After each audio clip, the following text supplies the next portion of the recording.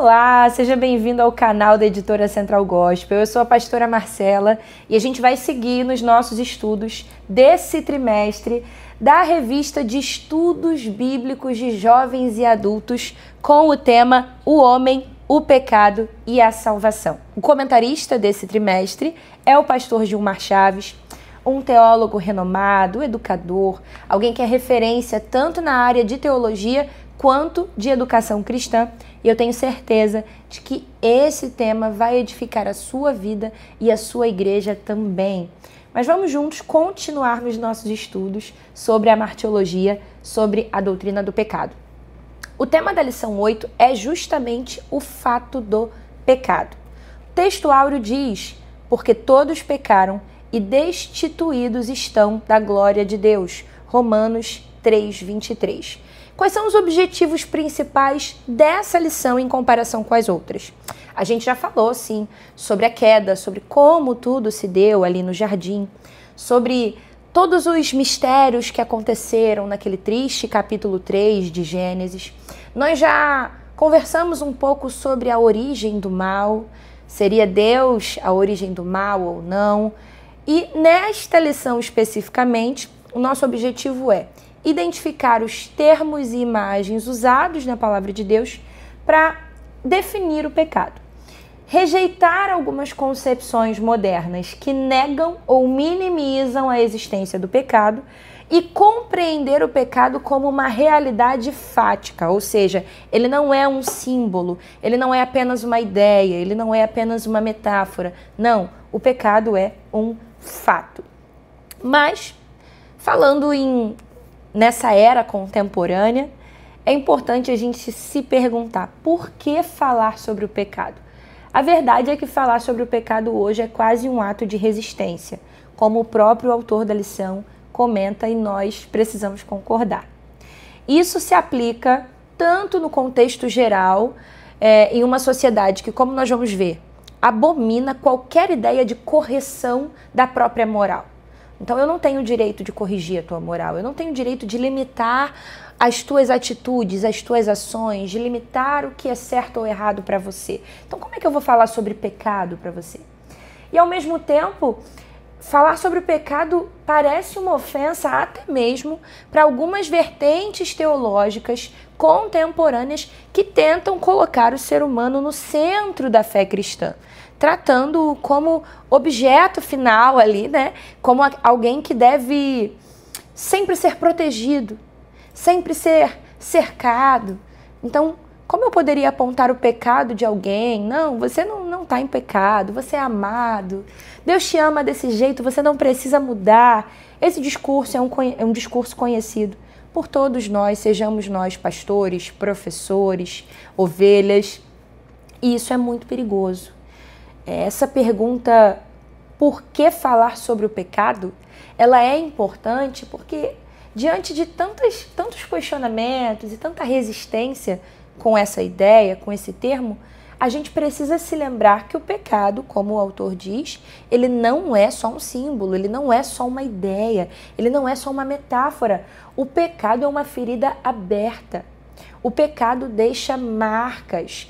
O pecado, ele nos afasta de Deus. E é interessante como o pecado, ele segue um caminho indutivo. Como assim? Você percebe que desde o jardim, desde a forma como a queda aconteceu, o pecado ele começa de forma individual, você percebe? É ali no coração de Eva que o inimigo ele encontra espaço para começar a semear a dúvida, começar a semear o orgulho, o desejo de autossuficiência, o desejo de independência. E a partir desse problema que é individual, ele gera um problema relacional. O conflito com o interior de Eva, ele parte para o pecado de Adão e Eva. E no momento em que eles são confrontados, já começa o problema relacional. Senhor, foi a mulher que tu me deste. E esse problema relacional gera agora um problema amplamente coletivo, que afeta toda a humanidade. O pecado gera morte, gera consequências para toda a humanidade. Então perceba, algo que começa no individual, afeta as primeiras relações, então o âmbito relacional, até afetar o coletivo. Isso é um caminho indutivo do pecado. Então por isso nós precisamos sim continuar falando sobre ele e apontando que ele não é só um bicho-papão embaixo da cama. Ele não é só o monstro que aparece em noites de lua cheia. Não, sim, nós precisamos lutar contra o pecado e nos lembrar que nós temos a resposta contra o pecado. É pela graça que nós o vencemos. É pela graça que nós somos lavados e redimidos pelo Senhor. Nós somos limpos, nós somos santificados pelo Senhor. Nós somos aqueles que apontam sim o pecado, mas na mesma medida que apontam o pecado, apontam o caminho da salvação, apontam o caminho da vida. Então, a revista segue falando sobre o testemunho das Escrituras sobre a realidade do pecado. O que acontece?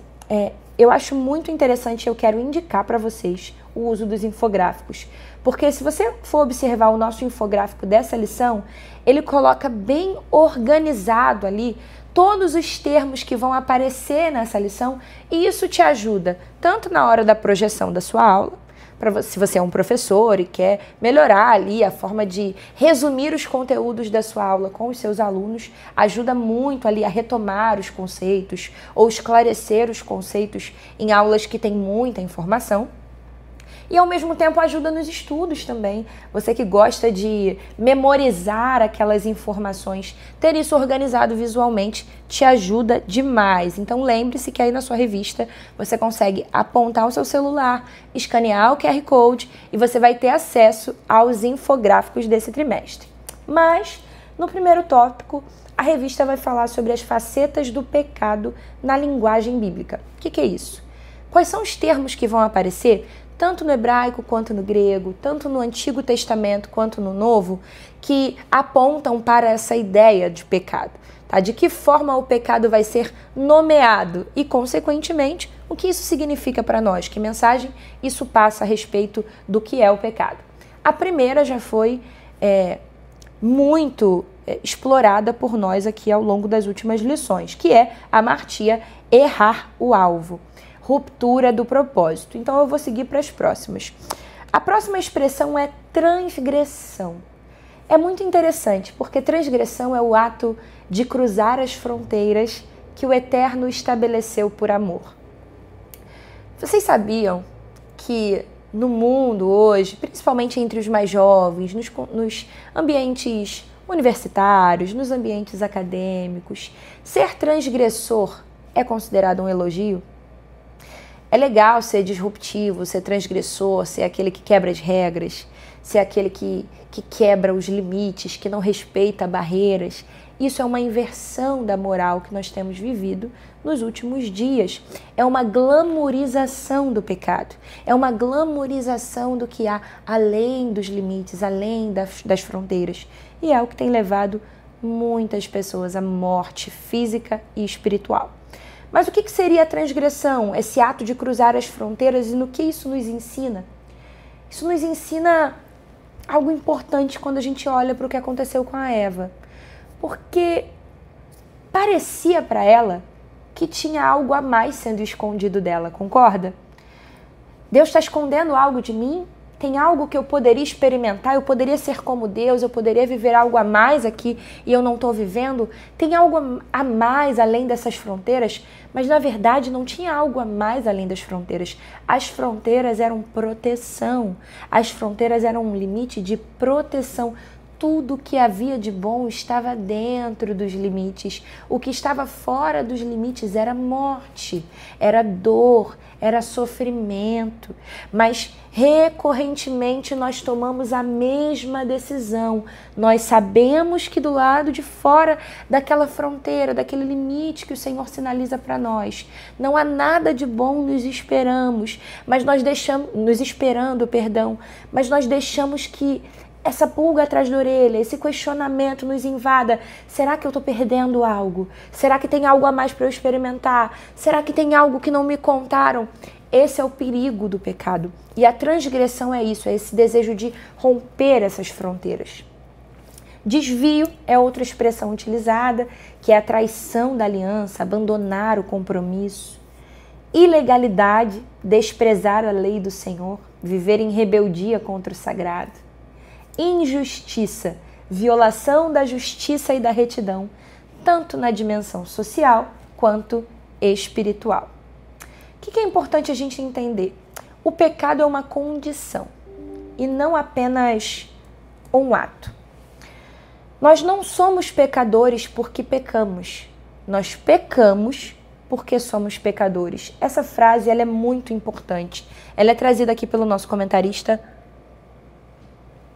E ela é importante porque ela inverte a ordem e a lógica de algo que precisa ficar claro para nós.